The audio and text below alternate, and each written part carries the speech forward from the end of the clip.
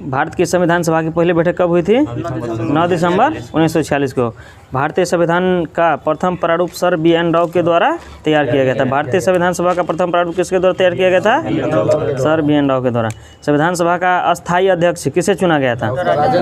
Doctor Rajendra Prasad. संविधान सभा के अस्थायी अध्यक्ष किसे चुना गया था? डॉक्टर राजेंद्र प्रसाद। संविधान सभा में पंडित नेहरू द्वारा उद्देश्य प्रस्ताव कब प्रस्तुत किया गया था? 13 दिसंबर 1946 को। संविधान सभा में पंडित नेहरू द्वारा उद्देश्य प्रस्ताव कब प्रस्तुत किया गया था? 13 दिसंबर 1946 को। नेहरू द्वारा प्रस्तुत उद्देश्य प्रस्ताव संविधान सभा में कब स्वीकृत हुआ था? 22 जनवरी 1947। नेहरू द्वारा प्रस्तुत उद्देश्य प्रस्ताव संविधान सभा में कब स्वीकृत हुआ था? 22 जनवरी 1947 को। भारतीय संविधान के निर्माण काल में संविधान सभा के कुल कितने अधिवेशन हुए थे? 11 अधिवेशन हुए थे। भारतीय संविधान के निर्माण काल में संविधान सभा के कुल कितने अधिवेशन हुए थे? 11 अधिवेशन हुए थे। भारतीय संविधान के निर्माण में संविधान सभा का कितना समय लगा था? 2 वर्ष 11 माह 18 दिन। भारतीय संविधान के निर्माण में संविधान सभा को कितना समय लगा था? 2 वर्ष 11 माह 18 दिन। भारतीय संविधान सभा के संवैधानिक सलाहकार कौन थे? Sir B N. राव। भारतीय संविधान सभा के संवैधानिक सलाहकार कौन थे? Sir B N. राव।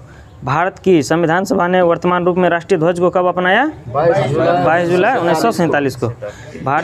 भारत की संविधान सभा ने वर्तमान रूप में राष्ट्रीय ध्वज को कब अपनाया गया? 22 जुलाई 1947।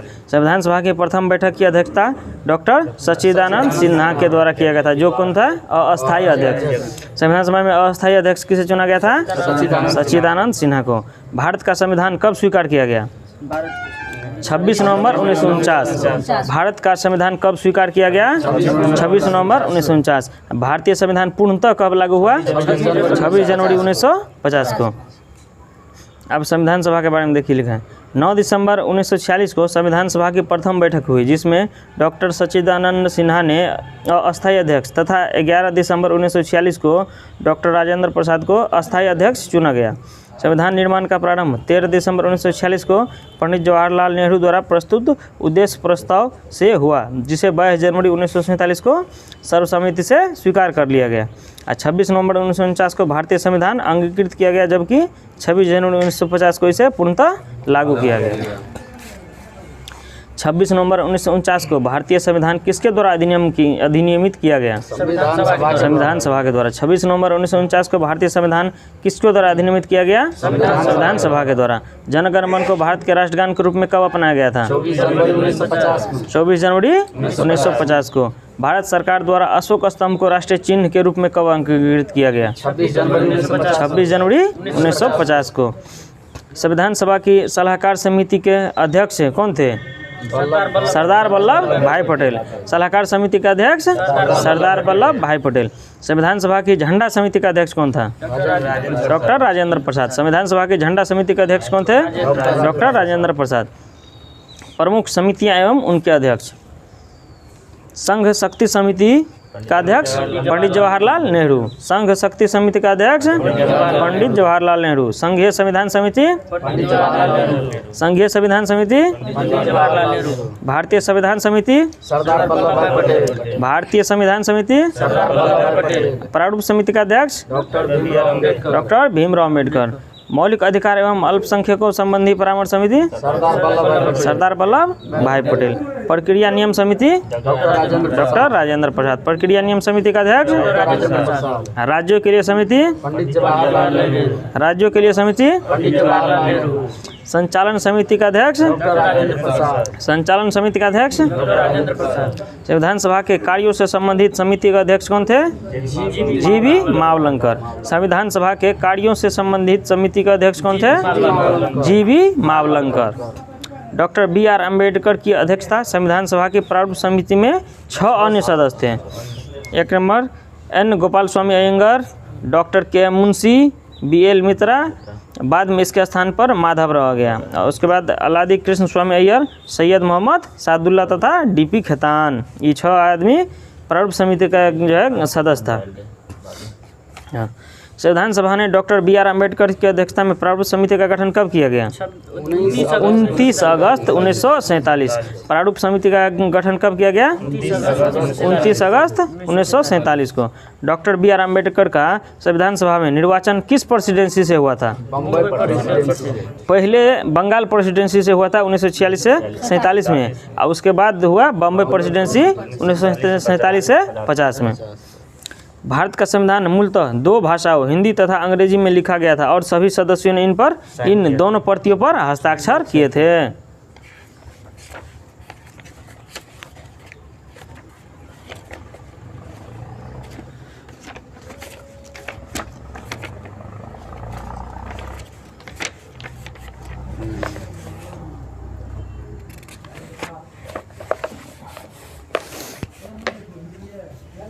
एक पेज हो गया था इसमें। चलिए, भारत का भूगोल। देश की चतुर्दिक अंतिम सीमा बिंदु, दक्षिणतम बिंदु इंदिरा पॉइंट। दक्षिणतम बिंदु कहाँ स्थित है? ग्रेट निकोबार द्वीप। ग्रेट निकोबार द्वीप दक्षिण इंदिरा पॉइंट, ग्रेट निकोबार द्वीप। उत्तरम बिंदु इंदिरा कौल, ये कहाँ स्थित है? जम्मू कश्मीर में। इंदिरा कौल कहाँ स्थित है? जम्मू कश्मीर। पश्चिमोत्तर बिंदु गौर माता या गुहार मोती, जो कहाँ स्थित है? गुजरात में। पूर्वोत्तर बिंदु किविथु, जो कहाँ स्थित है? अरुणाचल प्रदेश में। मुख्य भूमि का दक्षिणतम बिंदु कन्याकुमारी, जो 8 डिग्री 4 मिनट उत्तरी अक्षांश में है, जो कहाँ स्थित है? तमिलनाडु में। हिमालय की प्रमुख पर्वत श्रेणियों का उत्तर से दक्षिण क्रम है। काराकोरम, लद्दाख, जास्कर, पीर पंजाल, धौलाधर और शिवालिक।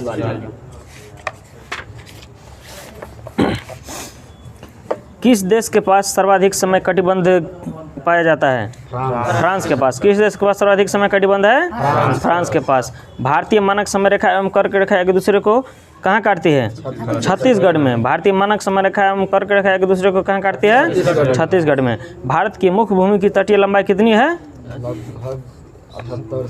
78 घट 71 7516 है ना?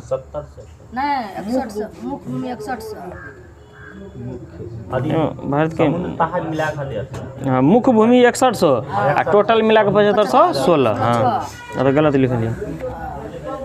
म्यांमार की सर्वाधिक सीमा किस भारतीय राज्य को स्पर्श करती है? अरुणाचल प्रदेश। म्यांमार की सर्वाधिक सीमा किस भारतीय राज्य को स्पर्श करती है? अरुणाचल प्रदेश। जनसंख्या की दृष्टि से भारत का विश्व में कौन सा स्थान है? दूसरा। जनसंख्या की दृष्टि से भारत का विश्व में कौन सा स्थान है? दूसरा। असम की सीमा कुल कितने राज्यों अथवा केंद्र शासित प्रदेशों को स्पर्श करती है? 7 राज्यों को। असम की सीमा कुल कितने राज्यों तथा केंद्र शासित प्रदेशों को स्पर्श करती है? 7 राज्यों को। रॉस द्वीप, नील द्वीप और हैवलॉक द्वीप का परिवर्तित नाम क्या है? देखिए, रॉस द्वीप का नाम क्या है? नेताजी सुभाष चंद्र बोस द्वीप। रॉस द्वीप का नेताजी सुभाष चंद्र बोस द्वीप। नील द्वीप का शहीद द्वीप। नील द्वीप का परिवर्तित नाम शहीद द्वीप। हैवलॉक द्वीप का परिवर्तित नाम स्वराज द्वीप। भारत किस जल संधि द्वारा श्रीलंका से पृथक होता है? पाक जलडमरू मध्य। भारत किस जल संधि द्वारा श्रीलंका से पृथक होता है? पाक जलडमरू मध्य।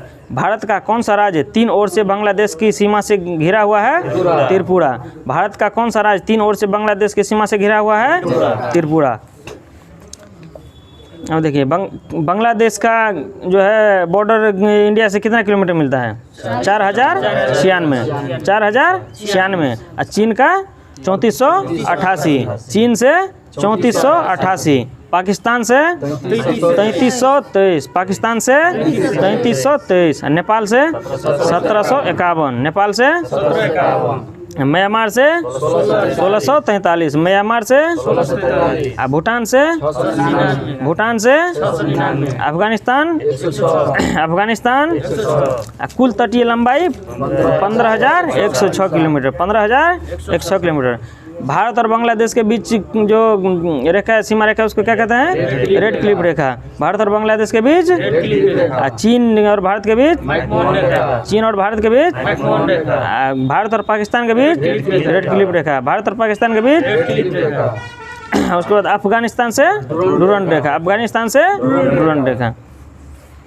मैकमोहन रेखा के बारे में देखिए।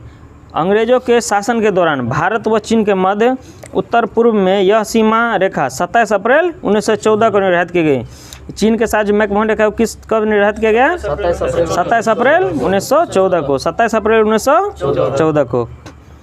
इसका नामकरण सर हेनरी मैकमोहन के नाम पर किया गया है। वर्ष 1914 में हुए शिमला समझौते में इन दोनों देशों ने सीमा रेखा के रूप में स्वीकार किया था। और उसके बाद रेड क्लिफ रेखा विभाजन के पश्चात 17 अगस्त 1947 को, रेड क्लिफ रेखा कब किया गया? 17 अगस्त 1947 को। भारत व पाकिस्तान के मध्य निर्धारित की गई सीमा रेड क्लिफ रेखा के नाम से जानी जाती है। इस रेखा का निर्धारण बॉर्डर कमीशन के द्वारा किया गया था। कमीशन का अध्यक्ष सर सिरिल रेड क्लिफ थे। इन्हीं के नाम पर इस सीमा का रेड क्लिफ रेखा रखा गया था। अब देखिए चैनल 9 डिग्री चैनल किसके किसके बीच है? लक्षद्वीप और मिनिकॉय। लक्षद्वीप और मिनिकॉय के बीच 9 डिग्री चैनल। लक्षद्वीप और मिनिकॉय के बीच 9 डिग्री चैनल। मालदीव मिनिकॉय के बीच 8 डिग्री चैनल। मालदीव और मिनिकॉय के बीच 8 डिग्री चैनल। सुमात्रा इंडोनेशिया और निकोबार के मध्य ग्रेट या महान चैनल। भारत और श्रीलंका के मध्य पाक स्टेट या पाक जलदंड मध्य जिसको कहते हैं। भारत और श्रीलंका के मध्य पाक स्टेट या पाक जलदंड मध्य। ये सब छोड़ दिए। कच्छ की खाड़ी कहाँ स्थित है? गुजरात में। कच्छ की खाड़ी गुजरात में। पूर्वी गुजरात नर्मदा और ताप्ती का मुहाना खंभात की खाड़ी कहा जाता है। पूर्वी गुजरात में नर्मदा और ताप्ती का मुहाना क्या कहते हैं? खंभात की खाड़ी। लक्षद्वीप और मालाबार तट के मध्य लक्षद्वीप सागर। लक्षद्वीप और मालाबार तट के मध्य लक्षद्वीप सागर। दक्षिण पूर्वी तमिलनाडु और श्रीलंका के मध्य मन्नार की खाड़ी।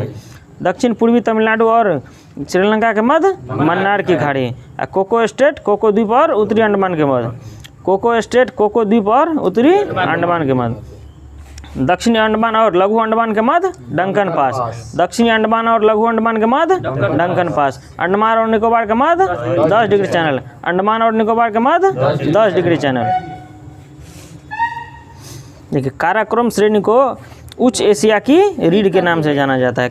उच्च एशिया की रीढ़ किसे कहा जाता है? काराकोरम श्रेणी को।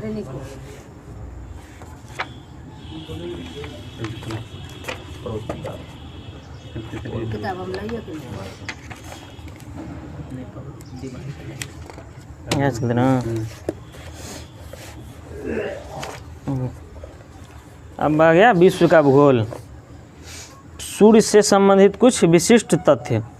पृथ्वी से सूर्य का न्यूनतम दूरी 14.70 करोड़ किलोमीटर। पृथ्वी से न्यूनतम दूरी 14.70 करोड़ किलोमीटर। पृथ्वी से अधिकतम दूरी 15.21 किलोमीटर। 15.21 किलोमीटर। हाँ 15.21 करोड़ किलोमीटर। पृथ्वी से औसत दूरी 14.96 करोड़ किलोमीटर। पृथ्वी से सूर्य का औसत दूरी 14.96 करोड़ किलोमीटर। सूर्य का व्यास कितना है? 13,92,000 किलोमीटर। सूर्य का व्यास आयतन पृथ्वी से 13 लाख गुना अधिक है। आयतन पृथ्वी से 13 लाख गुना अधिक है। द्रव्यमान पृथ्वी से 3,32,000 गुना अधिक। द्रव्यमान पृथ्वी से 3,32,000 गुना अधिक है। तलीय गुरुत्व पृथ्वी से 28 गुना। तलीय गुरुत्व पृथ्वी से 28 गुना। केंद्रीय घनत्व 150 ग्राम प्रति घन सेंटीमीटर। केंद्रीय घनत्व 150 ग्राम प्रति घन सेंटीमीटर। रासायनिक संगठन हाइड्रोजन 71%, हीलियम 26.5%, अन्य तत्व 2.5%। फोटोस्फीयर का ताप 6000 डिग्री सेल्सियस। फोटोस्फीयर का ताप 6000 डिग्री सेल्सियस। केंद्र का ताप 15 मिलियन डिग्री सेल्सियस। केंद्र का ताप 15 मिलियन डिग्री सेल्सियस। सूर्य के धब्बों का ताप 1500 डिग्री सेल्सियस। सूर्य के धब्बों का ताप 1500 डिग्री सेल्सियस। ऊर्जा उत्सर्जन 10⁻26 जूल प्रति सेकेंड। ऊर्जा उत्सर्जन 26 जूल प्रति सेकेंड। केंद्रीय दबाव 1 अरब एटमॉस्फेयर। केंद्रीय दबाव 1 अरब एटमॉस्फेयर। अक्ष पर घूर्णन अवधि 25.38 दिन। अक्ष पर घूर्णन 25.38 दिन मध्य रेखा के सापेक्ष। सूर्य की आयु कितना है अभी तक? 5 बिलियन वर्ष लगभग। सूर्य की आयु 5 बिलियन वर्ष। बिलियन। सूर्य की आयु 5 बिलियन। सामान्य तारे का संभावित जीवन काल 10 बिलियन वर्ष। सामान्य तारे का संभावित जीवन काल 10 बिलियन वर्ष। सूर्य के प्रकाश की गति 3 × 10⁸ मीटर प्रति सेकंड। सूर्य के प्रकाश की गति 3 × 10⁸ मीटर प्रति सेकंड। हमारी आकाशगंगा के केंद्र की परिक्रमा करने में सूर्य को कितना समय लगता है? 25 करोड़ वर्ष। हमारी आकाशगंगा के केंद्र की परिक्रमा करने में सूर्य को कितना समय लगता है? 25 करोड़ वर्ष। सूर्य की ऊर्जा किस क्रिया से उत्पन्न होती है? नाभिकीय संलयन द्वारा। सूर्य की ऊर्जा किस क्रिया से उत्पन्न होती है? नाभिकीय संलयन द्वारा। सूर्य के केंद्र में उपस्थित सभी पदार्थ अत्यधिक उच्च तापमान लगभग 15 लाख डिग्री सेंटीग्रेड के कारण गैस और प्लाज्मा अवस्था में पाया जाता है। गैस और प्लाज्मा अवस्था में पाया जाता है। सूर्य से सबसे निकट स्थित तारे प्रोक्सिमा सेंचुरी की दूरी कितनी है? 4.24 प्रकाश वर्ष। सूर्य से सबसे निकट स्थित तारे प्रोक्सिमा सेंचुरी की दूरी कितनी है? 4.24 प्रकाश वर्ष।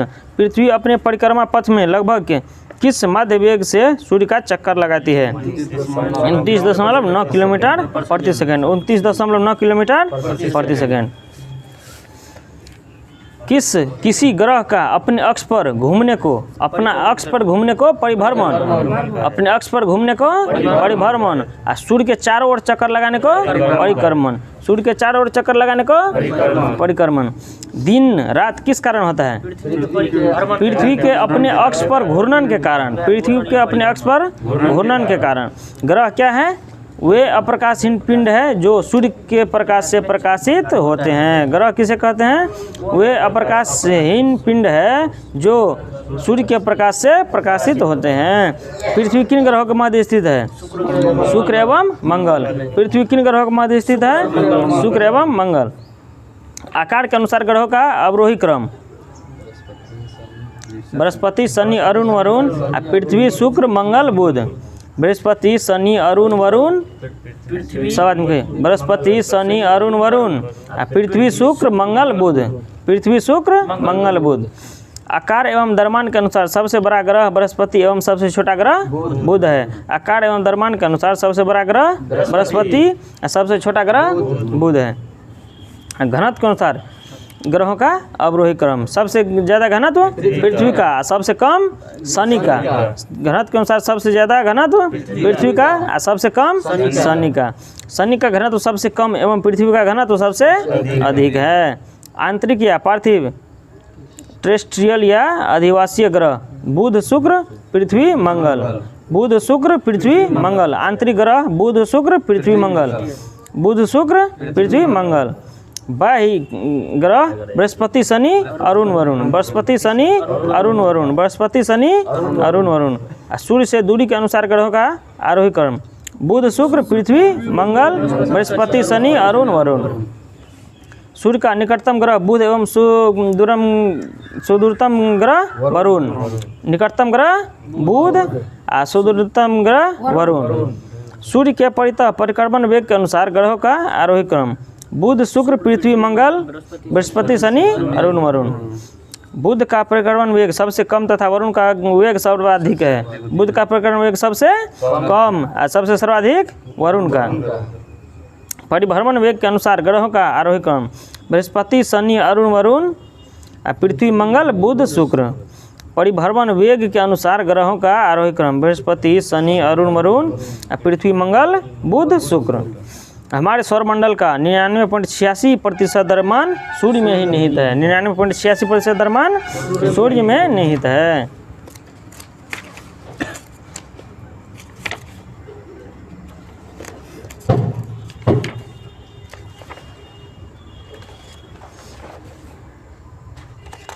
चलिए ईवीएस चैप्टर का नाम बायोम एवं जैव मंडल। पृथ्वी पर पेड़ पौधे तथा जीव जंतुओं सहित सभी प्रमुख पारिस्थितिक तंत्र क्या कहलाते हैं? बायोम। पृथ्वी पर पेड़ पौधे तथा जीव जंतु सहित सभी प्रमुख पारिस्थितिक तंत्र क्या कहलाते हैं? बायोम कहलाते हैं। पृथ्वी पर सबसे बड़ा बायोम कौन सा है? जलीय बायोम। पृथ्वी पर सबसे बड़ा बायोम कौन सा है? जलीय बायोम। सबसे कम जैव विविधता तथा जैव भार वाला बायोम कौन सा है? Tundra biome. सबसे कम जैव विविधता तथा जैव भार वाला बायोम कौन सा है? Tundra biome. जैव मंडल के अंतर्गत किन संघटकों को सम्मिलित किया जाता है? जैविक एवं अजैविक घटक। जैविक एवं अजैविक घटक। कौन सा तंत्र किसी समुदाय के सभी जीवों में संबंध स्थापित करता है? खाद्य जाल। खाद्य जाल। कौन सा तंत्र किसी समुदाय के सभी जीवों में संबंध स्थापित करता है? खाद्य जाल। सभी उपभोक्ताओं में कौन सा गुण पाया जाता है? परपोषी। सभी उपभोक्ता में कौन सा गुण पाया जाता है? परपोषी। वे प्रजातियाँ जो किसी समुदाय में प्रचुरता तथा जय भार की अल्पता के बाद भी सामुदायिक अभिलक्षणों पर अपना प्रभाव दर्शाती है की स्टोन प्रजातियाँ कहलाती है। एबोनी तथा महोगनी वृक्ष किन वनों से संबंधित है? उष्णकटिबंधीय सदाबहार वनों से। एबोनी तथा महोगनी वृक्ष कौन सा वन है? उष्णकटिबंधीय सदाबहार वन। साल, सागौन तथा शीशम किस वायु के वृक्ष है? मानसूनी वन वायुम। साल, सागौन तथा शीशम किस वायु के वृक्ष है? मानसूनी वन वायुम। किस वायुम की भूमिका अम्लीय तथा अल्प खनिज वाली होती है? शंकुधारी वन। किस वायुम की भूमि अम्लीय तथा अल्प खनिज वाली होती है? शंकुधारी वन। विषुवत रेखा से ध्रुवों की ओर जाने पर पारिस्थितिक उत्पादन पर क्या प्रभाव पड़ता है? पहले बढ़ता है फिर घटता है। विषुवत रेखा से ध्रुवों की ओर जाने पर पारिस्थितिक उत्पादन पर क्या प्रभाव पड़ता है? पहले बढ़ता है फिर घटता है।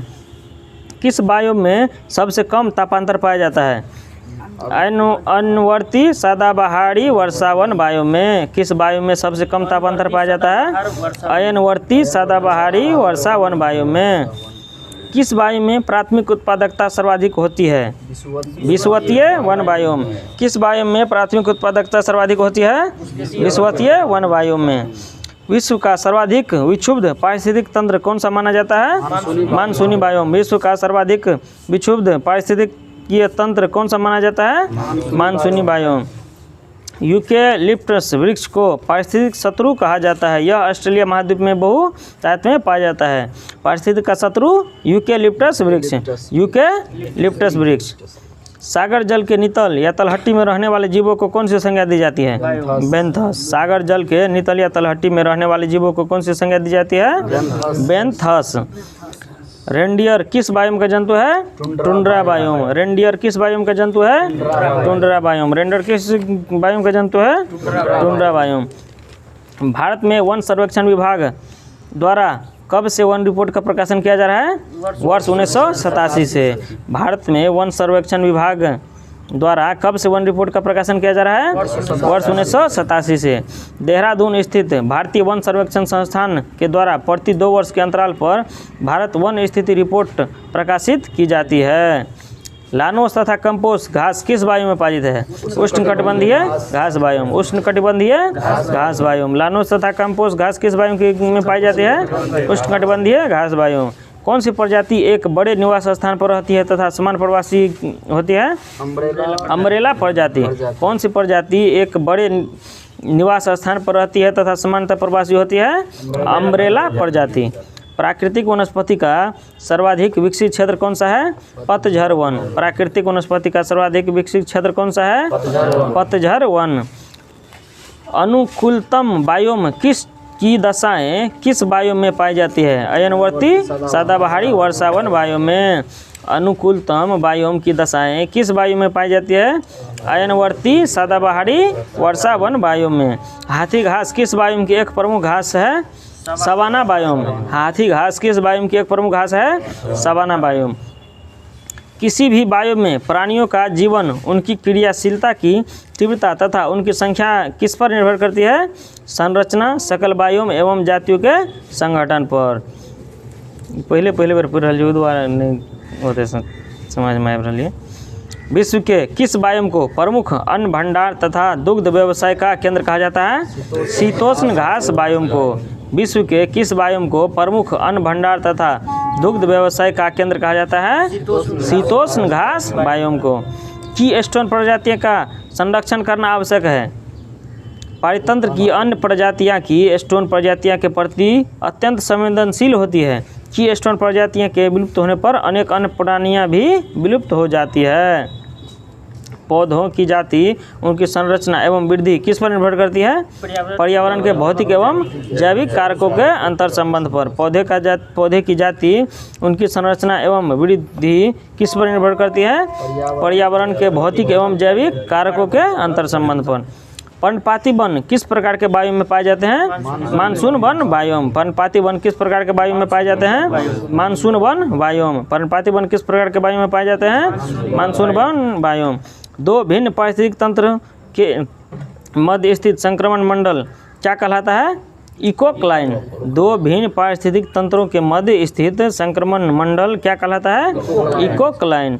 सर्वप्रथम पारिस्थितिक स्तूप की परिकल्पना किसने प्रस्तुत की थी? चार्ल्स एल्टन ने। सर्वप्रथम पारिस्थितिक स्तूप की परिकल्पना किसने प्रस्तुत की थी? चार्ल्स एल्टन ने।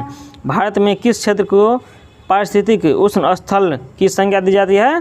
पश्चिमी घाट को। भारत में किस क्षेत्र को पारिस्थितिक उष्ण स्थल की संज्ञा दी जाती है? पश्चिमी घाट को।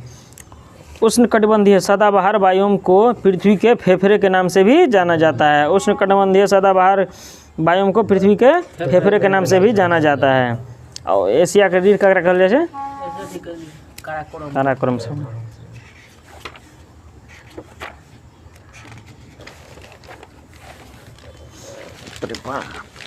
पूरा चलो फिजिक्स। किस यंत्र के द्वारा मस्तिष्क विभव मापा जाता है? मस्तिष्क विभव इलेक्ट्रोएन्सेफेलोग्राफ। किस यंत्र के द्वारा मस्तिष्क विभव मापा जाता है? इलेक्ट्रोएन्सेफेलोग्राफ। संवेग किसकी माप है? गति की मात्रा की। संवेग किसकी माप है? गति की मात्रा की। मैनोमीटर का क्या उपयोग है? गैसों का दाब मापने में। मैनोमीटर का क्या उपयोग है? गैसों का दाब मापने। कोणीय विस्थापन का मात्रक? रेडियन। कोणीय विस्थापन का मात्रक? रेडियन। पृथ्वी और सूर्य के बीच की मध्य दूरी किसके द्वारा व्यक्त की जाती है? एक खगोलीय इकाई। पृथ्वी और सूर्य के बीच की मध्य दूरी किसके द्वारा व्यक्त की जाती है? खगोलीय इकाई। सोने की शुद्धता मापने के लिए? कैरेटोमीटर। सोने की शुद्धता मापने के लिए? कैरेटोमीटर। सोना का कहे जते शुद्ध रहे होते कैरेटे से कैरेटोमीटर।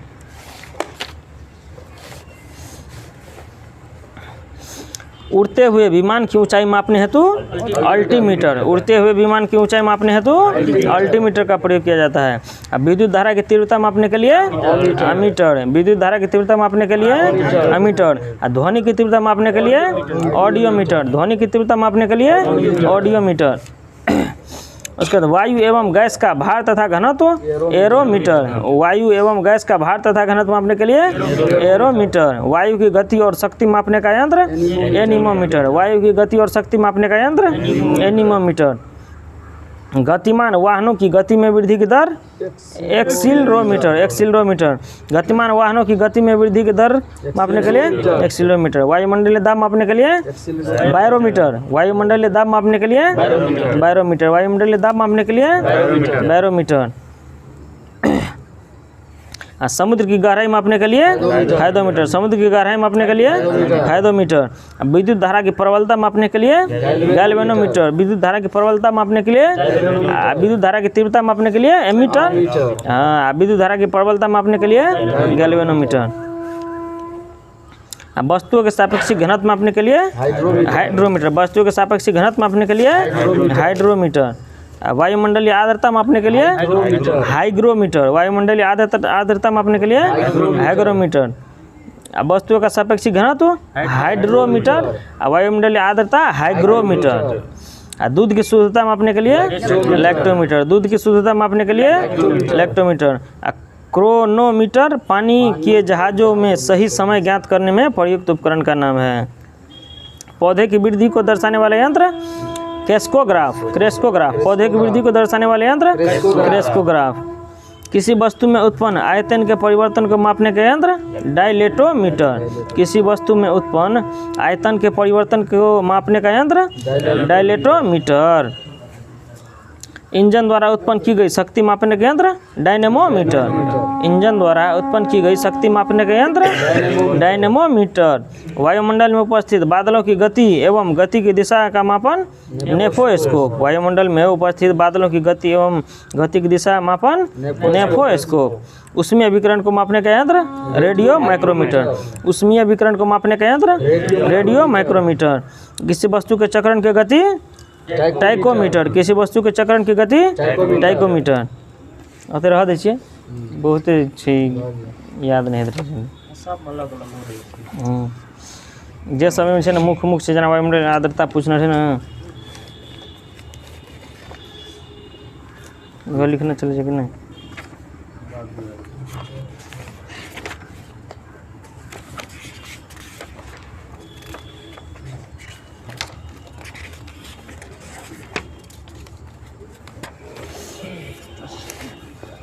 अच्छा। सबसे मजबूत बंध कौन सा होता है? एकल बंध। सबसे मजबूत बंध कौन होता है? एकल बंध। सबसे मजबूत बंध कौन होता है? एकल बंध। बोर का परमाणु मॉडल किस नियम के विपरीत है? प्लांक सिद्धांत के विपरीत। बोर का परमाणु मॉडल किस नियम के विपरीत है? प्लांक सिद्धांत के विपरीत है। जब इलेक्ट्रॉन एक चुंबकीय क्षेत्र से गुजरता है जो उस पर क्या प्रभाव पड़ता है? इसकी ऊर्जा और वेग में वृद्धि होती है। जब इलेक्ट्रॉन एक चुंबकीय क्षेत्र से गुजरता है तो उस पर क्या प्रभाव पड़ता है? इसकी ऊर्जा और वेग में वृद्धि होती है। संयोजकता का इलेक्ट्रॉनिक सिद्धांत किसने प्रतिपादित किया था? कोसेल तथा लेविस ने। संयोजकता का इलेक्ट्रॉनिक सिद्धांत किसने प्रतिपादित किया था? कोसेल तथा लेविस ने 1916 में। किसी तत्व का परमाणु भार किसके बराबर है? तुल्यांकी भार गुने संयोजकता। किसी तत्व का परमाणु भार किसके बराबर होता है? तुल्यांकी भार गुने संयोजकता। किस बंध से युक्त यौगिक समावयवता प्रदर्शित कर सकते हैं? सहसंयोजी यौगिक व उप सहसंयोजी यौगिक। किस बंध से युक्त यौगिक समावयवता प्रदर्शित कर सकते हैं? सहसंयोजी यौगिक व उप सहसंयोजी यौगिक। वे परमाणु संख्या जिनकी द्रव्यमान संख्या ए समान परंतु परमाणु संख्या जेड भिन्न होती है समभारिक कहलाता है। उदाहरण के लिए आर्गन और पोटेशियम। देखिए, वे परमाणु जिसकी द्रव्यमान संख्या समान परंतु परमाणु संख्या भिन्न होती है क्या कहलाता है? समभारिक। संख्या समान, हाँ, द्रव्यमान मतलब भार समान बोले तो समभारिक। संयोजक बंधों का निर्माण कैसे होता है? इलेक्ट्रॉनों के परस्पर साझेदारी द्वारा। सहसंयोजक बंधों का निर्माण कैसे होता है? इलेक्ट्रॉनों के परस्पर साझेदारी द्वारा। सहसंयोजक यौगिक के अणु आपस में किस बल से बंधे होते हैं? वान डर वाल्स बल। सहसंयोजक यौगिक के अणु आपस में किस बल से बंधे होते हैं? वान डर वाल्स बल। वह कौन सा तत्व है जिसके अणु सहसंयोजक बंध होते हुए विद्युत का सुचालक है? ग्रेफाइट, जो कि कार्बन का एक अपरूप है। वह कौन सा तत्व जिसके अणु में सहसंयोजक बंध होते हुए वह विद्युत का सुचालक है? ग्रेफाइट। धात्विक ठोसों में परमाणुओं के मध्य कौन सा बंध पाया जाता है? धात्विक बंध। धात्विक ठोसों में परमाणुओं के मध्य कौन सा बंध पाया जाता है? धात्विक बंध। धात्विक ठोसों में परमाणुओं के मध्य कौन सा बंध पाया जाता है? धात्विक बंध। H2O2 O3 HCl2 आदि किस प्रकार के सहसंयोजक बंध बनाते हैं? अध्रुवीय बंध। H2O2 O3 HCl2 आदि किस प्रकार के सहसंयोजक बंध बनाते हैं? अध्रुवीय बंध। परमाणु की संरचना का आधुनिक विचार किसने दिया था? एरविन श्रोडिंगर ने। परमाणु की संरचना का आधुनिक विचार एरविन श्रोडिंगर ने। किसी कोष की क्रम संख्या क्या व्यक्त करती है? उस कोष में उपकोषों की संख्या। किसी कोष की क्रम संख्या क्या व्यक्त करती है? उस कोष में उपकोषों की संख्या। अवोगाद्रो संख्या किसने ज्ञात की थी? जोसेफ लॉसमिट ने। अवोगाद्रो संख्या किसने ज्ञात की थी?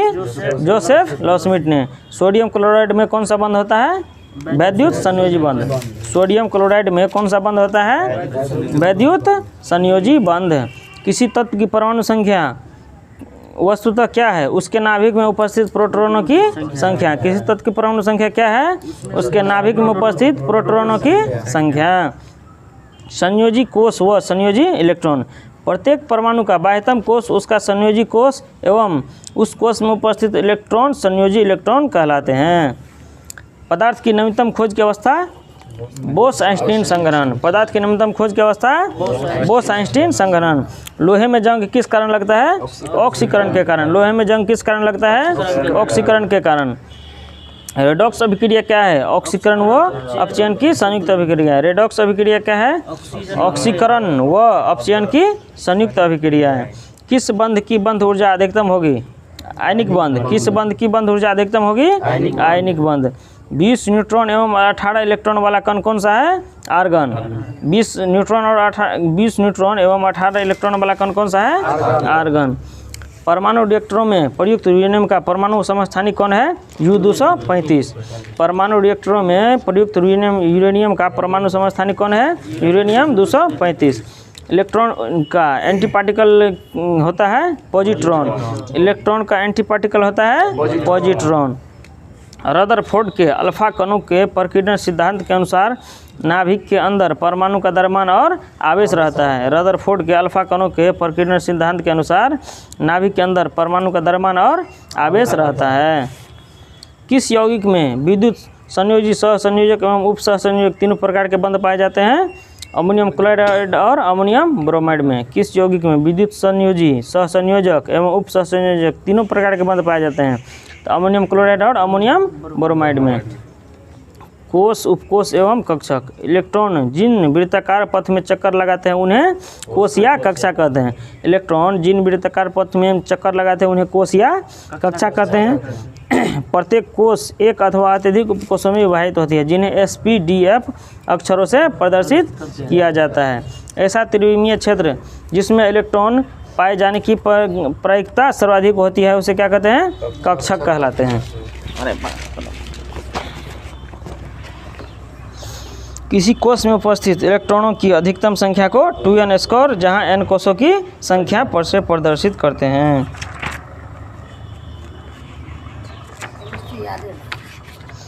इस शुरू वाला कहीं याद नहीं रहे जो के बाद ठीक है।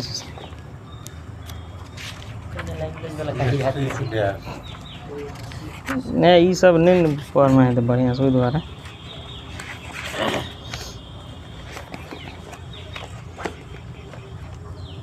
एगो पढ़ा दीजिए देख बता न देख के बारी बारी से पढ़ा दो याद कर ठीक है। घासों का अध्ययन व पालन क्या कहलाता है? घास विज्ञान या एग्रोस्टोलॉजी। घासों का अध्ययन एग्रोस्टोलॉजी या घास विज्ञान। शैवालों का अध्ययन एल्गोलॉजी। शैवालों का अध्ययन एल्गोलॉजी। शैवालों का अध्ययन एल्गोलॉजी। शरीर की आंतरिक संरचना का अध्ययन एनाटॉमी। शरीर की आंतरिक संरचना का अध्ययन एनाटॉमी। शरीर की आंतरिक संरचना का अध्ययन एनाटॉमी। पुष्पों का अध्ययन एंथोलॉजी। पुष्पों का अध्ययन एंथोलॉजी। जीवाणुओं का अध्ययन जीवाणु विज्ञान। जीवाणुओं का अध्ययन जीवाणु विज्ञान। ब्रायोफाइटा का अध्ययन ब्रायोलॉजी। ब्रायोफाइटा का अध्ययन ब्रायोलॉजी। पादपों में रोगजन्य गांठों पादप कैंसर का अध्ययन केसिडोलॉजी। पादपों में रोगजन्य गांठों पादप कैंसर का अध्ययन केसिडोलॉजी। वृक्षों की आयु का अध्ययन डेंड्रोक्रोनोलॉजी। वृक्षों की आयु का अध्ययन डेंड्रोक्रोनोलॉजी। वृक्षों एवं झाड़ियों का अध्ययन डेंड्रोलॉजी। वृक्षों एवं झाड़ी का अध्ययन डेंड्रोलॉजी। पौधे का वातावरण से संबंध का अध्ययन इकोलॉजी। पौधे का वातावरण से संबंध का अध्ययन इकोलॉजी। आर्थिक महत्व के पौधों का अध्ययन इकोनॉमिक बॉटनी। आर्थिक महत्व के पौधों का अध्ययन इकोनॉमिक बॉटनी। आदिवासियों द्वारा पादप के उपयोग का अध्ययन एथनोबॉटनी। आदिवासियों द्वारा पादपों का उपयोग का अध्ययन एथनोबॉटनी। वनों का अध्ययन फॉरेस्ट्री। वनों का अध्ययन फॉरेस्ट्री। अन्य ग्रहों पर संभावित जीवों की उपस्थिति का अध्ययन एक्सोबायोलॉजी। अन्य ग्रहों पर संभावित जीवों की उपस्थिति का अध्ययन एक्सोबायोलॉजी। कृत्रिम जीन्स का निर्माण व स्थानांतरण का अध्ययन जेनेटिक इंजीनियरिंग। कृत्रिम जीन्स का निर्माण व स्थानांतरण का अध्ययन जेनेटिक इंजीनियरिंग। लाइकेंस का अध्ययन लाइकेनोलॉजी। लाइकेंस का अध्ययन लाइकेनोलॉजी। सूक्ष्म जीवों का अध्ययन माइक्रोबायोलॉजी। सूक्ष्म जीवों का अध्ययन माइक्रोबायोलॉजी। तो करा दीजिए फिर जैसे बारी बारी से याद करें ठीक है। एक बाद ये पेज दें। जीव विकास को सर्वप्रथम किसने परिभाषित किया था? जीन बैप्टिस्ट डी लैमार्क ने। जीव विकास को सर्वप्रथम किसने परिभाषित किया था? जीन बैप्टिस्ट डी लैमार्क ने। वैज्ञानिकों ने आधुनिक मनुष्य का अंतिम पूर्वज किसे माना है? क्रो मैग्नान मानव को। वैज्ञानिकों ने आधुनिक मनुष्य का अंतिम पूर्वज किसे माना है? क्रो मैग्नान मानव को। वर्तमान प्रमाण के अनुसार पृथ्वी पर जीव का उद्गम लगभग 2 अरब वर्ष पूर्व से माना जाता है। वर्तमान प्रमाण के अनुसार पृथ्वी पर जीव का उद्गम लगभग 2 अरब वर्ष पूर्व माना जाता है। विकासवाद का सिद्धांत किसने प्रतिपादित किया था? चार्ल्स डार्विन ने। विकासवाद का सिद्धांत किसने प्रतिपादित किया था? चार्ल्स डार्विन ने। उद्विकास का मुख्य कारक क्या है? प्राकृतिक वर्ण। उद्विकास का मुख्य कारक क्या है? प्राकृतिक वर्ण। उद्विकास का मुख्य कारक क्या है? प्राकृतिक वर्ण। उद्विकास के उत्परिवर्तन सिद्धांत ह्यूगो डी ब्रिज ने। उद्विकास के उत्परिवर्तन का सिद्धांत का प्रतिपादन किसने किया था? ह्यूगो डी ब्रिज ने। ऑर्कियोप्टेरिक्स जुरासिक युग का सबसे प्राचीन पक्षी है जो सरीसृप व पक्षी वर्ग के मध्य की कड़ी है। ऑर्कियोप्टेरिक्स जुरासिक युग का सबसे प्राचीन पक्षी है जो सरीसृप व पक्षी वर्ग के मध्य की कड़ी है। मैमथ किस जीव का पूर्वज है? हाथी का। मैमथ किस जीव का पूर्वज है? हाथी का। पृथ्वी पर सबसे पहले किस जीव की उत्पत्ति मानी जाती है? नीलहरित शैवाल की। पृथ्वी पर सबसे पहले किस जीव की उत्पत्ति मानी जाती है? नीलहरित शैवाल की। शीत ऋतुओं में पशुओं की प्रसूति काल को क्या कहते हैं? हाइबरनेशन। शीत ऋतु में पशुओं के प्रसुप्ति काल को क्या कहते हैं? हाइबरनेशन। शीत ऋतु में पशुओं के प्रसुप्ति काल को क्या कहते हैं? हाइबरनेशन। किस जीव में स्नायु तंत्र तो होता है परंतु मस्तिष्क नहीं होता है? तारामीन या स्टारफिश। किस जीव में स्नायु तंत्र तो होता है परंतु मस्तिष्क नहीं होता है? तारामीन या स्टारफिश। जीवाणु में किस प्रकार के राइबोसोम पाए जाते हैं? 70 एस राइबोसोम। जीवाणु में किस प्रकार के राइबोसोम पाए जाते हैं? 70 एस राइबोसोम। डायनासोर सरीसृप वर्ग में आते थे जिनका उदय मेसोजोइक युग में हुआ था। डायनासोर सरीसृप वर्ग में आते थे जिसका उदय मेसोजोइक युग में हुआ था। नील हरित शैवाल जीवाणु तथा कवक में लवक नहीं पाए जाते हैं बल्कि लोमली के आकार की कौन सी रचना पाए जाते हैं? क्रोमेटोफोर्स। नील हरित शैवाल जीवाणु तथा कवक में लवक नहीं पाए जाते हैं बल्कि लोमली के आकार की कौन सी रचना पाए जाते हैं? क्रोमेटोफोर्स। किन पौधों में जाइलम वाहिकाओं का अभाव होता है? अनावृत बीजी एवं टेरिडोफाइट्स में। किन पौधों में जाइलम वाहिकाओं का अभाव होता है? अनावृत बीजी एवं टेरिडोफाइट्स में। 5 जगत वर्गीकरण किसने प्रस्तुत किया था? व्हिटेकर ने। 5 जगत वर्गीकरण किसने प्रस्तुत किया था? व्हिटेकर ने। जंपिंग जीन की खोज किसने की थी? मैकक्लिंटॉक ने। जंपिंग जीन की खोज किसने की थी? मैकक्लिंटॉक ने। कौन से क्षार डीएनए तथा आरएनए दोनों में पाए जाते हैं? एडेनिन, ग्वानिन तथा साइटोसिन। कौन से क्षार डीएनए तथा आरएनए दोनों में पाया जाता है? एडेनिन, ग्वानिन तथा साइटोसिन। ऐसे कौन से उड़ने वाले पक्षी है जो पक्षी वर्ग में नहीं आते हैं? चमगादड़। ऐसे कौन से उड़ने वाले जीव है जो पक्षी वर्ग में नहीं आते हैं? चमगादड़। चमगादड़ को उड़ने की क्षमता होते हुए भी पक्षी वर्ग के अंतर्गत शामिल नहीं किया गया है बल्कि इसे स्तनपायी वर्ग में सम्मिलित किया गया है। चमगादड़ को उड़ने की क्षमता होते हुए भी इसे पक्षी वर्ग के अंतर्गत शामिल नहीं किया गया है बल्कि इसे स्तनपायी वर्ग में सम्मिलित किया गया है। वह समूह जिसके जंतु प्राय रात्रिचर होते हैं? मच्छर, चमगादड़ और उल्लू। वह समूह जिसके जंतु प्राय रात्रिचर होते हैं? मच्छर, चमगादड़ एवं उल्लू। ये कुछ साधारण नाम तथा उनके वैज्ञानिक नाम। जैसे मानव साधारण नाम हो गया तो इसका वैज्ञानिक नाम क्या है? होमो सेपियंस। मानव का वैज्ञानिक नाम होमो सेपियंस। तेंदुआ का पैंथेरा पारड्स। तेंदुआ का पैंथेरा पारड्स। बाघ का पैंथेरा टिग्रिस। बाघ का पैंथेरा टिग्रिस। शेर का पैंथेरा लियो। शेर का पैंथेरा लियो। मटर का पाइसम स्टाइवम। मटर का पाइसम स्टाइवम। बिल्ली का फेलिस कैटस। बिल्ली का वैज्ञानिक नाम फेलिस कैटस। मेढक का राना टिग्रिना। मेढक का राना टिग्रिना। धान का ओराइजा स्टाइवा। धान का वैज्ञानिक नाम ओराइजा स्टाइवा। सरसों का ब्रेसिका कैम्पेस्ट्रिस। सरसों का ब्रेसिका कैम्पेस्ट्रिस। चना का सीसर एरिएटिनम। चना का सीसर एरिएटिनम। गेहूं का ट्रिटिकम एस्टिवम। गेहूं का वैज्ञानिक नाम ट्रिटिकम एस्टिवम।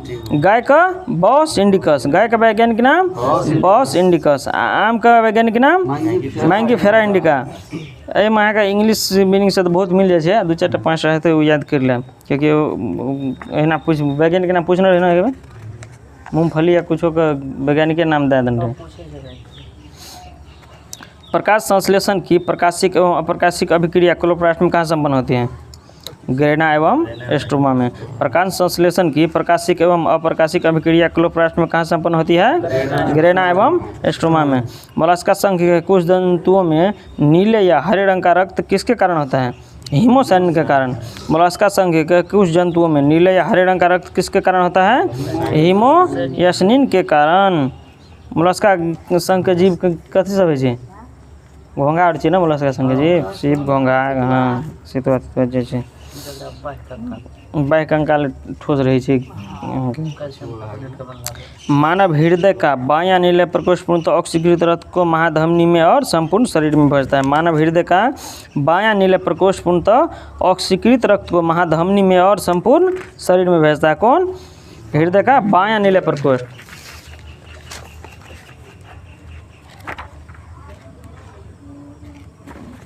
मॉडर्न हिस्ट्री ना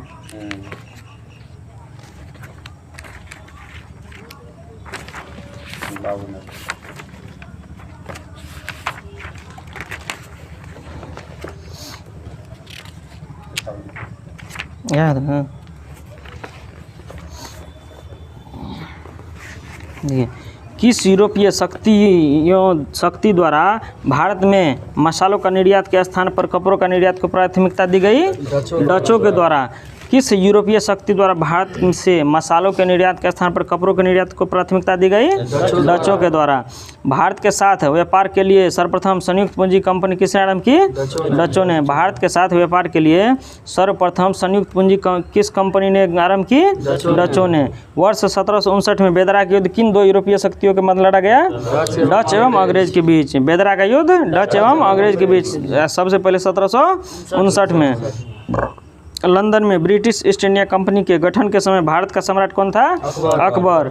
लंदन में ब्रिटिश ईस्ट इंडिया कंपनी के गठन के समय भारत का सम्राट कौन था? अकबर। ब्रिटिश सम्राट जेम्स प्रथम का दूत बनकर भारत में व्यापारिक कोठी स्थापित करने के उद्देश्य से जहांगीर के दरबार में आने वाला ब्रिटिश नागरिक कौन था? Captain Hawkins. जहांगीर के दरबार में ब्रिटिश नागरिक कौन था आने वाला? Captain Hawkins. कितना ईस्वी में आया था? 1608 ईस्वी में। कितना ईस्वी में? 1608 ईस्वी में। ब्रिटिश ईस्ट इंडिया कंपनी द्वारा भारत के प्रथम अस्थायी कारखाना मसूलीपट्टनम में 1611 ईस्वी में तथा प्रथम अस्थायी कारखाना सूरत में 1613 ईस्वी में। ब्रिटिश ईस्ट इंडिया कंपनी द्वारा भारत में प्रथम अस्थायी कारखाना कहाँ खोला गया? मसूलीपट्टनम में। कितना ईस्वी? 1611 में। अस्थायी कारखाना सूरत में 1613 ईस्वी में। ईस्ट इंडिया कंपनी के किस अंग्रेज गवर्नर को औरंगजेब द्वारा भारत से निष्कासित किया गया? Sir John child. East India company के किस अंग्रेज गवर्नर को औरंगजेब द्वारा भारत से निष्कासित किया गया? Sir John child. हैमिल्टन द्वारा सफल उपचार किए जाने के कारण किस मुगल बादशाह द्वारा ईस्ट इंडिया कंपनी के लिए वर्ष 1717 में महाधिकार पत्र जारी किया? फारूक सियर। हैमिल्टन द्वारा सफल उपचार किए जाने के कारण मुगल बादशाह द्वारा ईस्ट इंडिया कंपनी के लिए वर्ष 1717 में महाधिकार पत्र जारी किया? फारूक सियर ने। 1661 ईस्वी में इंग्लैंड के राजा चार्ल्स द्वितीय का विवाह पुर्तगाली राजकुमारी किसके साथ हुआ था? कैथरीन के साथ। कितना ईस्वी में? 1661 ईस्वी में। इस अवसर पर पुर्तगालियों ने चार्ल्स द्वितीय को दहेज के रूप में क्या दिया? पूरा बम्बई द्वीप प्रदान कर दिया। चार्ल्स द्वितीय को दहेज के रूप में क्या मिला? बम्बई द्वीप। 1668 ईस्वी में चार्ल्स द्वितीय ने 10 पाउंड वार्षिक किराया लेकर बम्बई ईस्ट इंडिया कंपनी को दे दिया। चार्ल्स द्वितीय ने 10 पाउंड वार्षिक किराया लेकर बम्बई को ईस्ट इंडिया कंपनी को दे दिया। यूरोप वासियों के लिए सर्वोत्तम सोरा और अफीम प्राप्ति का मुख्य क्षेत्र था? बिहार। यूरोप वासियों के लिए सर्वोत्तम सोरा और अफीम प्राप्ति का मुख्य क्षेत्र कौन था? बिहार। देखिए उच्च न्यायालय से संबंधित अनुच्छेद जो है शहर कलकत्ता में जॉब चार्नोक ने किया था। उच्च न्यायालय का स्थापना कलकत्ता में कौन किया था? जॉब चार्नोक ने। अब मद्रास में फ्रांसिस डे। मद्रास में फ्रांसिस डे। एडविन लुटियंस एवं हर्बर्ट बेकर ने नई दिल्ली में। एडविन लुटियंस एवं हर्बर्ट बेकर ने नई दिल्ली में। गेराल्ड ऑगनियार कहाँ स्थापित किया? बम्बई में। गेराल्ड ऑगनियार बम्बई में। वर्ष 1664 में फ्रांसीसी कंपनी की स्थापना किसके प्रयासों से की गई? कोलबर्ट के। वर्ष 1664 में फ्रांसीसी कंपनी की स्थापना किसके प्रयासों से की गई? कोलबर्ट। वर्ष 1664 में फ्रांसीसी कंपनी की स्थापना किसके प्रयासों से की गई? कोलबर्ट। फ्रांसीसी कंपनी की स्थापना किसके कार्यकाल में की गई थी? लुई 14वें काल में। फ्रांसीसी कंपनी की स्थापना किसके कार्यकाल में की गई? लुई 14वें। फ्रैंक कैरो के द्वारा भारत में प्रथम फ्रांसीसी फैक्ट्री का स्थापना कहाँ की गई? सूरत में। फ्रैंक कैरो के द्वारा भारत में प्रथम फ्रांसीसी फैक्ट्री का स्थापना कहाँ की गई? सूरत में 1668 ईस्वी में। फ्रांसीसी गवर्नर डुप्ले ने पहली बार भूक्षेत्र अर्जित करने के उद्देश्य से भारतीय राजाओं के विवादों में भाग लेने की नीति आरंभ की थी। फ्रांसीसी गवर्नर डुप्ले ने पहली बार भूक्षेत्र अर्जित करने के उद्देश्य से भारतीय राजाओं के विवादों में भाग लेने की नीति आरंभ किया था। कौन? फ्रांसीसी गवर्नर डुप्ले ने। फ्रांसीसियों द्वारा फोर्ट लुई नामक किला कहाँ बनवाया गया था? पांडिचेरी। फ्रांसीसियों द्वारा फोर्ट लुई नामक किला कहाँ बनवाया गया था? पांडिचेरी में। पांडिचेरी का प्रथम फ्रांसीसी गवर्नर कौन था? Franco Martin. पांडिचेरी का प्रथम फ्रांसीसी गवर्नर कौन था? Franco Martin. पुर्तगालियों को सोली के स्थान पर किस अंग्रेज अधिकारी ने पराजित किया? थॉमस वेस्ट ने। पुर्तगालियों को सोली के स्थान पर किस अंग्रेज अधिकारी ने पराजित किया? थॉमस वेस्ट ने। वानडिवास का युद्ध 1760 में अंग्रेजों ने किसे पराजित किया? फ्रांस को। वानडिवास का युद्ध जो 1760 ईस्वी में हुआ उसको अंग्रेजों ने किसे पराजित किया? फ्रांस को। कर्नाटक का युद्ध किसके मध्य लड़ा गया था? अंग्रेज व एवं फ्रांस के बीच। कर्नाटक का युद्ध किसके मध्य लड़ा गया था? अंग्रेज एवं फ्रांस के बीच। प्रथम कर्नाटक युद्ध किस संधि के माध्यम से समाप्त हुआ? एक्सला-शापेल की संधि। प्रथम कर्नाटक युद्ध किस संधि के माध्यम से समाप्त हुआ? एक्सला-शापेल की संधि। बीजापुर के सुल्तान से गोवा छीनने वाला प्रथम यूरोपीय कौन था? अल्बुकर्क। बीजापुर के सुल्तान से गोवा छीनने वाला प्रथम यूरोपीय कौन था? अल्बुकर्क। देखिए, प्रथम कर्नाटक युद्ध कब हुआ था? 1746 से 48। इसका प्रमुख कौन था? कारण क्या था? ऑस्ट्रिया के उत्तराधिकार के लिए। ऑस्ट्रिया के उत्तराधिकार के लिए। इसमें कौन सा संधि हुआ था? एक्सला-शापेल की संधि। एक्सला-शापेल की संधि। द्वितीय कर्नाटक युद्ध 1749 से 54। ये किस लिए हुआ था? कर्नाटक के उत्तराधिकार के लिए। कर्नाटक के उत्तराधिकार के लिए। इसमें कौन सा संधि हुआ था? पांडिचेरी की संधि। कौन संधि हुआ था? पांडिचेरी की संधि। तृतीय 1756 से 63।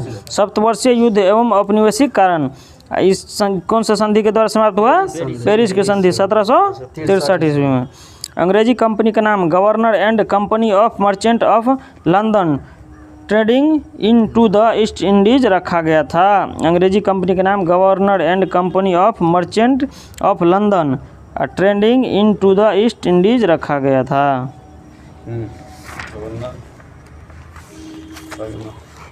करंट अफेयर निकाल ना।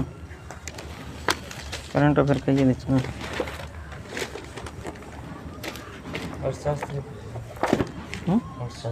नहीं, इकोनॉमिक्स 1 to 5 में नहीं पूरी सफाई। कौन वाला करंट अफेयर करी छे?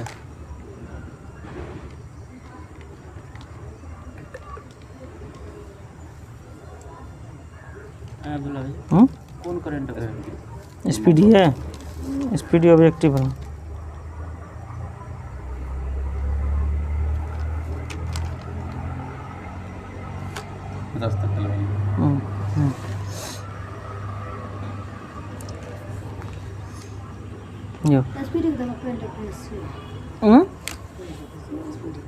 स्पीडी के छी ऑब्जेक्टिव जे रहे छै ने लास्ट में 800 वह छै नवंबर महीना वाला।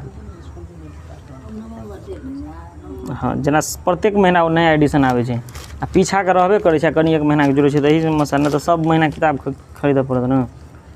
लास्ट में किताब खरीद लेबै अपन तब वही में सब चल छै। देखियो, नोबेल शांति पुरस्कार 2025 किसे दिया गया? मारिया कोरिना मचाडो को। नोबेल शांति पुरस्कार 2025 किसे दिया गया है?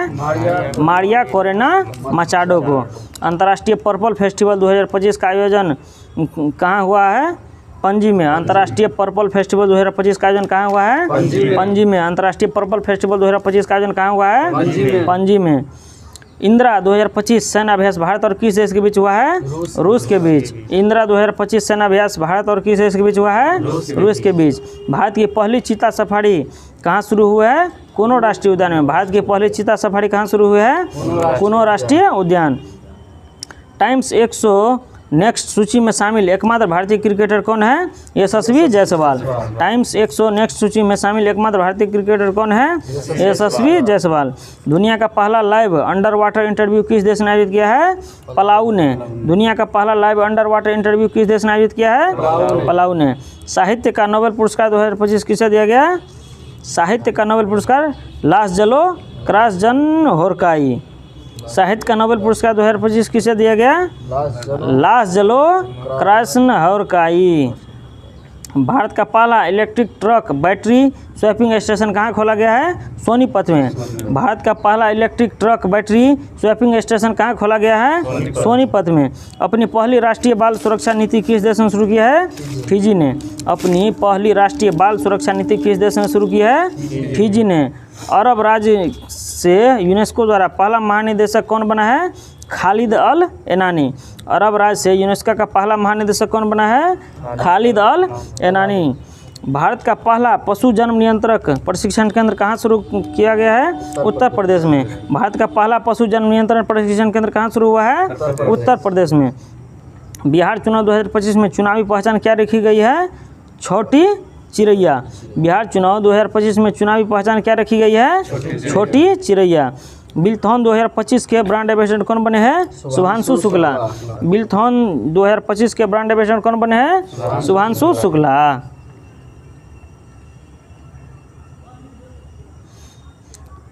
मेरा हो चोंगबा उत्सव किस राज्य में मनाया गया है? मणिपुर में। मेरा हो चोंगबा कहाँ मनाया गया है? मणिपुर में। रसायन का नोबेल पुरस्कार 2025 किसे दिया गया है? देखिए, Susumu Kitagawa, Richard Robson, Omar M Yaghi को। रसायन का नोबेल पुरस्कार 2025 किसे दिया गया है?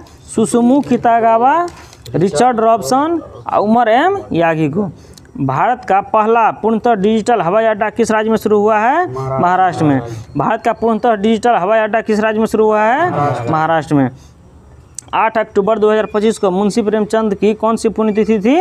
89वीं। 8 अक्टूबर 2025 को मुंशी प्रेमचंद की कौन सी पुण्यतिथि थी? 89वीं। ईरानी कप 2025-26 का विजेता कौन है? विदर्भ। ईरानी कप 2025-26 का विजेता कौन है? विदर्भ। शस्त्र रामानुजन पुरस्कार 2025 किसे दिया गया है? अलेक्जेंडर स्मिथ को। शस्त्र रामानुजन पुरस्कार 2025 किसे दिया गया है? अलेक्जेंडर स्मिथ को।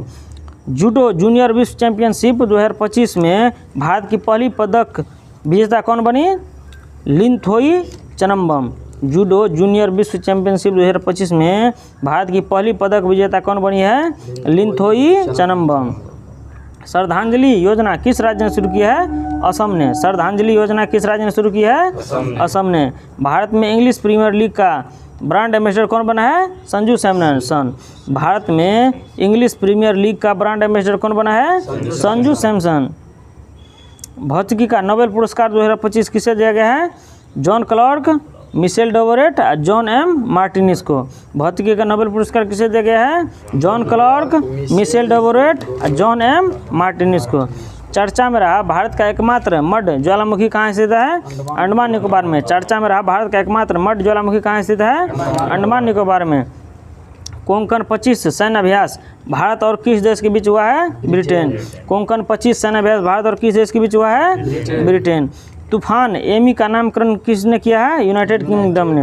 तूफान एमी का नामकरण किस देश ने किया है? United kingdom. विश्व पैरा एथलेटिक्स चैंपियनशिप 2025 में भारत ने कितने पदक जीते हैं? 22 पदक। विश्व पैरा एथलेटिक्स चैंपियनशिप में भारत ने कितने पदक जीते हैं? 22 पदक। हाल में प्रधानमंत्री नरेंद्र मोदी ने पीएम सेतु योजना कहाँ शुरू की है? बिहार में। हाल में प्रधानमंत्री नरेंद्र मोदी ने पीएम सेतु योजना कहाँ शुरू की है? बिहार में। 10वीं राष्ट्रीय प्रदूषण प्रतिक्रिया अभ्यास नेटपोल रेक्स कहाँ आयोजित हुआ है? सिंगापुर में। 10वीं राष्ट्रीय प्रदूषण प्रतिक्रिया अभ्यास नेटपोल रेक्स एक्स कहाँ आयोजित किया गया है? सिंगापुर में। महाजय घर योजना किस राज्य में शुरू की गई है? गोवा में। महाजय घर योजना किस राज्य में शुरू की गई है? गोवा में। हिम तेंदुआ जनगणना पूरी करने वाला भारत का पहला राज्य कौन बना? हिमाचल प्रदेश। हिम तेंदुआ जनगणना पूरी करने वाला भारत का पहला राज्य कौन बना है? हिमाचल प्रदेश। विश्व भारोत्तोलन चैंपियनशिप 2025 में मीराबाई चानू ने कौन सा पदक जीता है? रजत पदक। विश्व भारोत्तोलन चैंपियनशिप 2025 में मीराबाई चानू कौन सा पदक जीता है? रजत पदक। मीराबाई चानू कौन सा पदक जीता है? रजत पदक। सिंगापुर ने किस भारतीय गायक के नाम पर द्वीप का नाम रखा है? जुबिन गर्ग। सिंगापुर ने किस भारतीय गायक के नाम पर द्वीप का नाम रखा है? जुबिन गर्ग। जुबिन नौटियाल के नाम पर।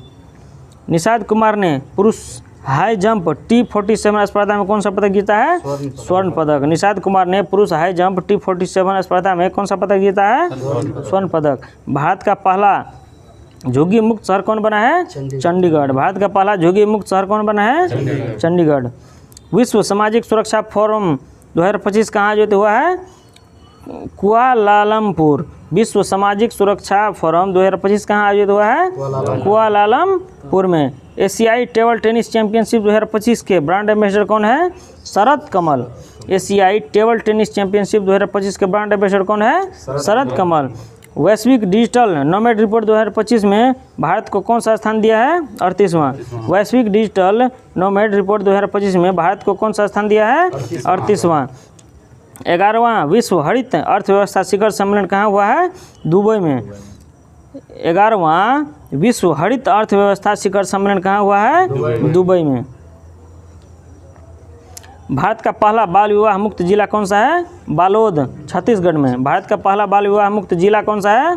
बालोद, छत्तीसगढ़। हाल ही में भारतीय सेना ने ड्रोन कवच सैन्य अभ्यास कहाँ किया है? अरुणाचल प्रदेश। हाल ही में भारतीय सेना ने ड्रोन कवच सैन्य अभ्यास कहाँ किया है? अरुणाचल प्रदेश। ड्रोन कवच कहाँ किया है? अरुणाचल प्रदेश में। आर्थिक स्वतंत्रता सूचकांक 2025 में भारत के स्थान पर है 128वां। आर्थिक स्वतंत्रता सूचकांक 2025 में भारत के स्थान पर है 128वां। लाल बहादुर शास्त्री की कौन सी जयंती 2 अक्टूबर 2025 को मनाई गई? 121वीं। लाल बहादुर शास्त्री की कौन सी जयंती 2 अक्टूबर 2025 को मनाई गई? 121वां। वैश्विक पर्यटन पुरस्कार 2025 किस राज्य ने जीता है?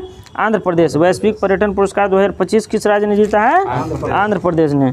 महात्मा गांधी जी को कौन सी जयंती 2 अक्टूबर 2025 को मनाई गई? 156वीं। महात्मा गांधी की कौन सी जयंती 2 अक्टूबर 2025 को मनाई गई? 156वीं। पैरा ओलंपिक तीरंदाजी विश्व चैंपियनशिप में भारत ने कितने पदक जीते हैं? 7 पदक। पैरा ओलंपिक तीरंदाजी विश्व चैंपियनशिप में भारत ने कितने पदक जीते हैं? 7 पदक।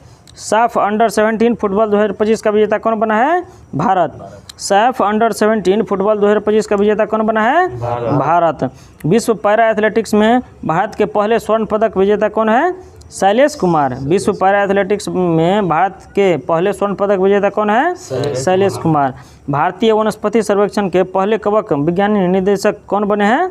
कनाद दास। भारतीय वनस्पति सर्वेक्षण के पहले कवक विज्ञानी निदेशक कौन बने हैं? कनाद दास। 23वें फीफा विश्व कप 2026 का शुभंकर कौन है? क्लच, जायू और मेपल। 23वें फीफा विश्व कप 2026 का शुभंकर कौन है? क्लच, जायू और मेपल। वैश्विक खाद्य नियामक शिखर सम्मेलन 2025 कहाँ आयोजित हुआ है? नई दिल्ली में। वैश्विक खाद्य नियामक शिखर सम्मेलन 2025 कहाँ आयोजित हुआ है? नई दिल्ली में। भारत की पहली रॉकेट 3D प्रिंटिंग फैसिलिटी किसके द्वारा लॉन्च की गई? अग्निकुल कॉस्मोस के द्वारा। भारत की पहली रॉकेट 3D प्रिंटिंग फैसिलिटी किसके द्वारा लॉन्च की गई? अग्निकुल कॉस्मोस के द्वारा। ओजू हाइड्रो इलेक्ट्रिक प्रोजेक्ट किस राज्य में बनाया गया? अरुणाचल प्रदेश। ओजू हाइड्रो इलेक्ट्रिक प्रोजेक्ट किस राज्य में बनाया जाएगा? अरुणाचल प्रदेश में।